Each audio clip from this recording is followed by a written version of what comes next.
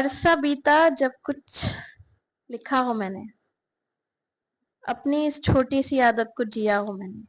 पहले तो मैं पन्ने भरा करती थी अपनी ख्यालों के पुलाव से, शब्दों को सवारा करती थी हर रोज अपने हाथों से। कलम तो मेरी ऐसे चलती थी जैसे कभी रुकना ही ना चाहती हो। पर कुछ समय बीता कि अब कुछ शब्द दिमाग में आते ही नहीं है।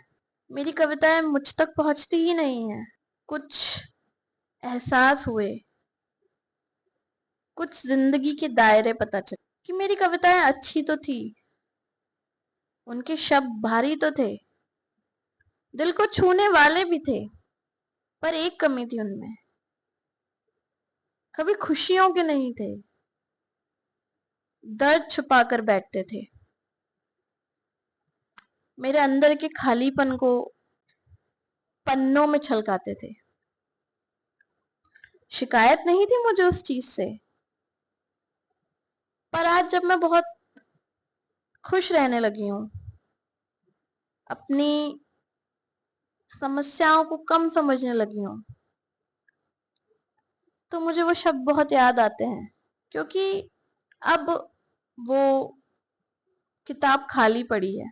मेरी कविताएं तब तक ही थी जब तक मुझे मेरी उलझनें बहुत बड़ी लगती थी। मेरी कविताओं में वो नूर नहीं है, अब मेरे शब्दों में वो जादू नहीं है। तो आज मैंने सोचा है कि दुख से निकले हुए जज्बात तो मैंने बहुत उतारे हैं पन्नों में, पर अब मैं अपनी कलम को खुशी के रास्ते लेके जाऊंगी। आखिर मेरी कविताओं में भी तो पता चले कि खुशियां क्या होती हैं। वो खुशियां नहीं जो सब दिखाते हैं, वो खुशियां भी नहीं जो सब जताते हैं, पर वो खुशी जो मुझे मेरे दिल से सुनाई देती है।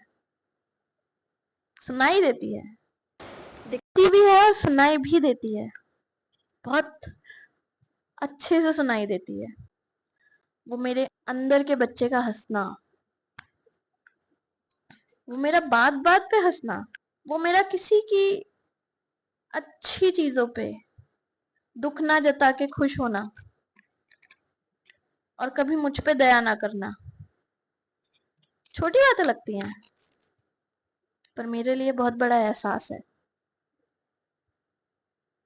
तो कविताएं मैं वापस लिख रही हूँ अपने लिए, और शायद मेरे उस पड़ाव के लिए जब मुझे मेरी कविताओं का मतलब तभी अच्छा लगता था जब वो दुख के बादलों में लिपटी हुई हो, जब वो मुझसे सिसक सिसक के ही बातें करती है।